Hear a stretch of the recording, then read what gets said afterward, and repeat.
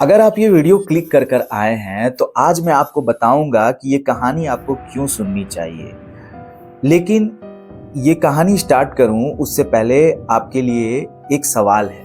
क्या आप खाना खाते हो? तो आपका जवाब होगा कि हाँ, हम खाना खाते हैं। लेकिन जो आप खाना खा रहे हो वो खाना कैसे आता है और किसके चलते आता है? जी हाँ, आप सही सोच रहे हो, किसान। ये कहानी है नाइजीरिया में रहने वाले डुम्बा कम्युनिटी के किसानों की, जहाँ दिन दहाड़े 40 किसानों को मौत के घाट उतार दिया जाता है। ये कहानी सुनाते हुए जितना मुझे दुख आ रहा है उससे ज़्यादा गुस्सा आ रहा है, क्योंकि जो किसान हमारी थाली तक खाना पहुंचाता है उनके साथ ये पाप किसने किया और क्यों किया। और अगर आप इस कहानी में मेरे साथ बने रहते हैं तो जेन्युइनली ये कहानी आपको फील होगी जिस तरह मैं फील कर रहा हूँ, दुख और गुस्सा। चलिए स्टार्ट करते हैं। Hello, welcome guys, my self Dheeraj and this is my channel crime house. 11 जनवरी 2025 की ये बात है, जब डूम्बा इलाके में सूरज डूब रहा होता है और आसमान एक अजीब सा लाल रंग ओढ़े हुए था। उसी वक्त वहाँ के जो किसान होते हैं वो चुपचाप अपने खेतों में फसल काटने में जुटे हुए होते हैं। उस दिन हवाओं में एक अजीब तरह का सन्नाटा था, जिसे देखकर ये लग रहा था कि आज कुदरत खुद कुछ कहने की कोशिश कर रही है। इन सब के बीच एक इब्राहिम नाम का लड़का होता है जो सारे किसानों में बहुत छोटा होता है, लेकिन वो अचानक रुक जाता है और अपने बड़े भैया मूसा की तरफ देखते हुए कहता है कि भैया, आज कुछ अजीब नहीं लग रहा है? मूसा इब्राहिम का भाई होता है जो सब कुछ जानता था ये क्या हो रहा है। वो हल्का हंसता है, लेकिन उसकी हंसी में एक अजीब सा डर छुपा हुआ होता है। वो अपने भाई इब्राहिम को समझाता है कि यहाँ हर दिन ऐसा ही लगता, पर खेत की ज़रूरत डर से बड़ी होती है। वो इब्राहिम को समझाता है। ये सब सुनने के बाद इब्राहिम थोड़ा डर जाता है। जब वो जंगल की तरफ देखता है तो अंधेरा कुछ ज़्यादा ही बढ़ता जा रहा था, जिसे देखने के बाद ये महसूस हो रहा था कि आज ये अंधेरा और ये सन्नाटा किसी तूफान के तरफ इशारा कर रहा हो। अच्छा, ये सन्नाटा महज एक इत्तेफाक नहीं था, ये आने वाले तूफान की आहट थी।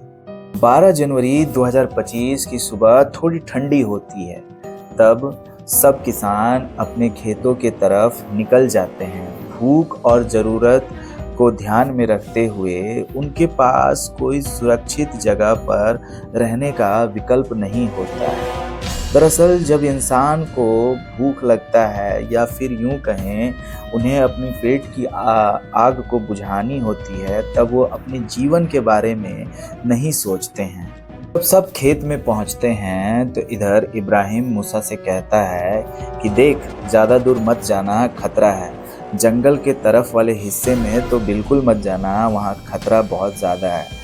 लेकिन किसे पता था कि जिस चीज़ के लिए वो डर रहे हैं वो खतरा पहले ही उनकी तरफ बढ़ चुका है। सुबह के करीब 10 बज रहे थे और जंगल से एक परछाई निकलती है, काले कपड़े पहने हुए और हाथ में बंदूक थामे हुए। एक पल में सब कुछ बदल जाता है। गोलियों की आवाज़ चीख पुकार में बदल जाती है। लोग इधर उधर भागने लगते हैं। इधर मूसा अपने भाई को खींच लेता है। उसके बाद वो उसे एक मिट्टी के टीले के पीछे छुपा लेता है। लेकिन ये सब देख के ऐसा लग रहा था कि आज कोई बचने वाला नहीं है। चारों तरफ मौत का मंजर ही मंजर था। चारों तरफ गोलियां चल रही थी, जिसे देखकर आप कह सकते हो कि ऐसा माहौल था कि कभी भी वो गोली किसी को भी आके लग सकती थी और कोई भी वहीं पर मर सकता था। मूसा ने इब्राहिम को ढाल की तरह अपने पीछे छुपाने की कोशिश की, उसकी जान बचाने के लिए। लेकिन आज उनकी किस्मत उतनी अच्छी नहीं होती है। एक गोली मूसा के माथे पर आके लगती है और एक गोली मूसा के सीने पर आके लगती है, और इसी बीच एक गोली इब्राहिम को भी लगती है।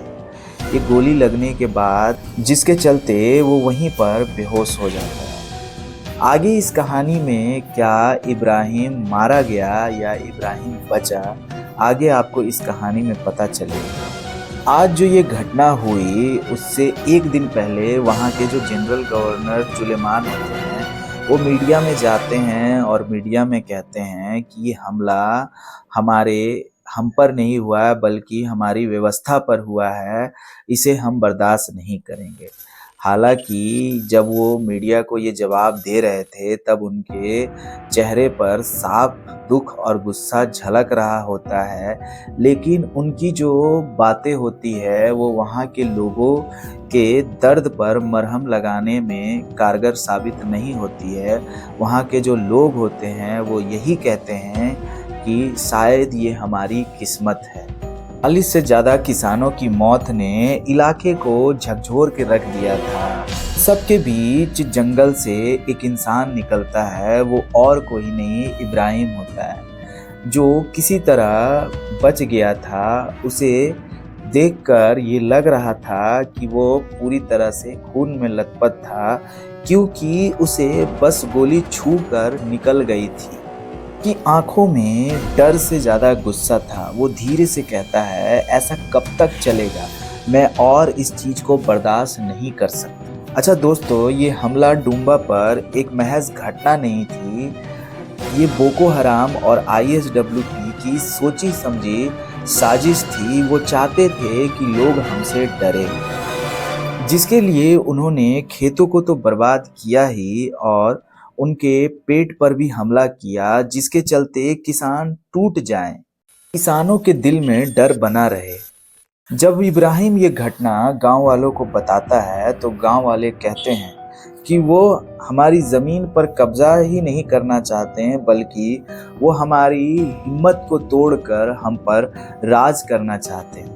तब उसी रात इब्राहिम एक बूढ़े व्यक्ति के पास जाता है। वो बूढ़ा व्यक्ति इब्राहिम को एक सुरक्षित नक्शा देता है और कहता है कि तुम यहाँ से भाग जाओ अगर जिंदा रहना चाहते हो तो। लेकिन इब्राहिम के मन में कुछ और ही चल रहा था। उसकी आंखों में डर की जगह एक अजीब सा चमक था। वो नक्शे को मोड़ता है और धीरे से कहता है कि वो होगा रात का मालिक, लेकिन वो मेरी किस्मत नहीं छीन सकता है। उस रात के बाद डुम्बा के लोगों के अंदर एक अजीब सा दर्द और गुस्सा भर गया था, जिसे देखने के बाद ये लग रहा था कि आज एक नई लड़ाई की शुरुआत होने वाली है। ये कहानी जो आज मैंने सुनाई है, इस कहानी में दुख, दर्द और गुस्सा तीनों चीज मौजूद है और ये कहानी सच्ची है। अगर आप चाहते हैं तो आप इसे इंटरनेट पे भी खोज सकते हैं कि डुम्बा किसानों के साथ क्या हुआ, 40 फार्मरों को कैसे मारा गया, सारी चीज के बारे आपको इंटरनेट पे मिल जाएगी। अगर ये कहानी आपको अच्छी लगी हो तो वीडियो को लाइक करके चैनल को सब्सक्राइब कर ले। मैं ऐसे ही वीडियो लाता रहता हूँ। सो तब तक के लिए आप जहां भी रहो, स्वस्थ रहो, मस्त रहो। धन्यवाद।